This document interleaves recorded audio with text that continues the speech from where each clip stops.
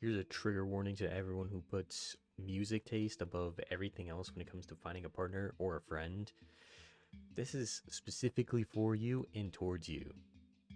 Not really, but hello, my name is Fuego or Dan, or Fuego Dan, whatever you want to call me, and I will be yapping about people who care too much about music taste.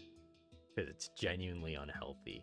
Because I don't understand what, I know what good music taste is, but the thing is that good music taste is something very subjective. And in terms of it being used now, it's about finding the most underground artist known to man that has decent sounding music. And then say, oh, I'm low key gonna put you on to this guy that has 300 monthly listeners on Spotify and 22 listeners on SoundCloud. That's not good music taste. That's just obscure artists, underground artists. What I think is good music taste is someone that studies music and understands the production, lyricism, and just everything about the music in general, the melody, all being high quality. Sorry about the plane going by. Being high quality and up to industry standards, while either being not in the industry fully or being a very well-known artist. Doesn't matter. As long as it meets those two niches, then that could be considered good music. But the problem is that everyone uses it subjectively and to a small artist in particular. There's very few artists that get put in that high placement of they're a good artist and they're popular. When someone's popular, it means they're usually good at something. I know it's shocking, right? But people who do that genuinely just it just makes me a little bit mad. Just a little bit mad. Because they're the type of people that would be oh, you listen to radio music? Yeah, I can't do that. That's not that bad, right? That's popular music that's being played. It's popular because a lot of people like it. You know what I'm saying? So it's not they're a one-off type of guy that's just out there oh, you're the only guy who listens to radio music. No, it's on the radio because a lot of people listen to it. And I notice a lot of things when it comes to people finding a partner, especially these days. It's they need to match my music taste, they need to match my vibe in music, and that's all understandable. But the thing is, they usually don't look for people within the same genre, only within the same artist. That's a problem. Because you're oh, they need to have everything the same as me. Then you're not exploring anything new. Oh my god, another plane. But you're not exploring anything new. Wouldn't you think it would be kind of cool to have a significant other or a friend that listens to a different type of music? Sure, maybe you want to nerd out about it. It could be in the same genre. And you can nerd out about each other's favorite bands or artists. But no, you just want to find someone who has the same interest in the same artist you have, and then you want to put them on the same artist that you found obscurely on SoundCloud. That's cringe. And that's just weird, bro. And then it continues to making this whole gatekeeper mentality where no. I can't have my favorite artist, my favorite underground, obscure artist become number one on the charts. No. No one can know about it. So you spend your life, you make it your life's work to make sure you gatekeep the life out of that artist. Wouldn't you rather see that person succeed? Or or anything? What if they needed that money, you know what I'm saying? But your type of people keep on gatekeeping this whole artist when it could be changing this dude's life and making him have a fully fledged career. Wouldn't you be happy for your favorite underground artist to be like thriving? It's weird because it's not just one person. No, it's never one person. It's a significant group of people that just do that. And arguing with music people is also just completely annoying because you're arguing over opinions.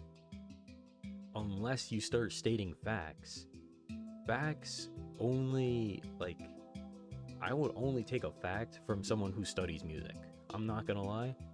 I'm only gonna listen to someone who studies music and understands like the little details of music. Maybe the beat switches, the melody changes, volume, voice, that type of stuff. Very, very small things that a normal listener wouldn't really understand, but someone who studies music would like. That's genius. Whatever happens to the song matches the lyrics of the song or the story of the song. That's good. But the moment you have like an argument with someone who's literally making the argument like, hey, my artist is better because of subjective opinion. That's awful. That's awful. It's cringe behavior and you need to grow up. Because people treat it like it's life or death when it comes to music, and it needs to go, bro. It needs to go. Music is supposed to be something that's shared among people, and supposed to bring people together. But people are using it to divide, literally divide and conquer. Like that's just weird, bro. That's just weird. And if you take offense to this, I'm afraid you might be one of these people, and I'm gonna give you some suggestions on how you can fix that. How you can be more likable to the common person. Number 1, don't brag about your music taste. That is the most infuriating thing I think I've ever heard from an individual.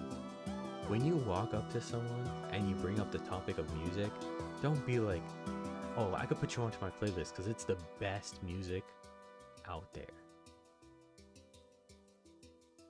And then you're gonna make them listen to that obscure artist, maybe some more popular artists, but they're more unknown songs, stuff like that.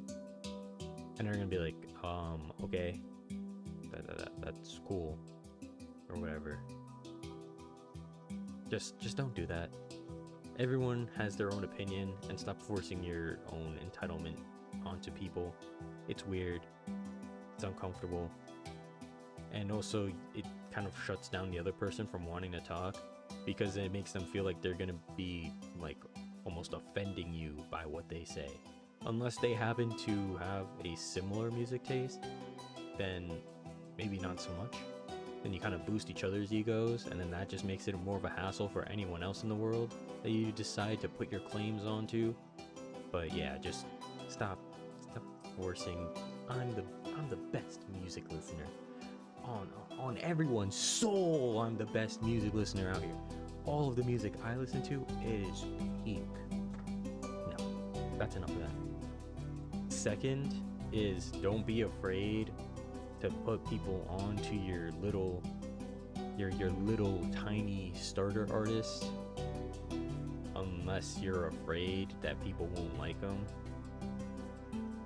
It's either don't talk about them at all or talk about them and give them more promotion. I guarantee that little artist will appreciate it miles more than your ego will. Because not only are you helping out someone, but you don't know what that person is like. The person that you're listening to, the artist, you don't know what they want to do with that type of money. And maybe they could put it towards a good cause. And you can kind of tell based off the music they make. And maybe they put that back into the music that they make, or they push it out onto maybe underdeveloped areas that they come from, or to give exposure to their heritage. So let's make it more normalized to push out more niche and underground artists. It would really help them out, and I'm sure they would appreciate it. Yes, I know one guy might not make a difference, but it makes more of a difference than, you know, not saying anything at all. And, oh, actually, no. It makes a difference when you say, oh, I know this underground artist, but I'm not going to tell you who it is. Then, like, if you don't say anything at all, then whatever. Like, you know, maybe you're not as passionate about it.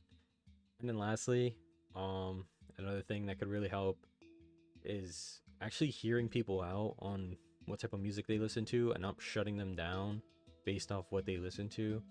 I know that's such a hard ask for a lot of people, and it definitely riles up like literally anyone, especially people who listen to those cornier music like funk, K-pop, hyperpop, I think it's called. You know, just like the really like things that you find on YouTube Shorts, Instagram, and TikTok. You know, the TikTok music. It's a music sharing platform. Let's grow up.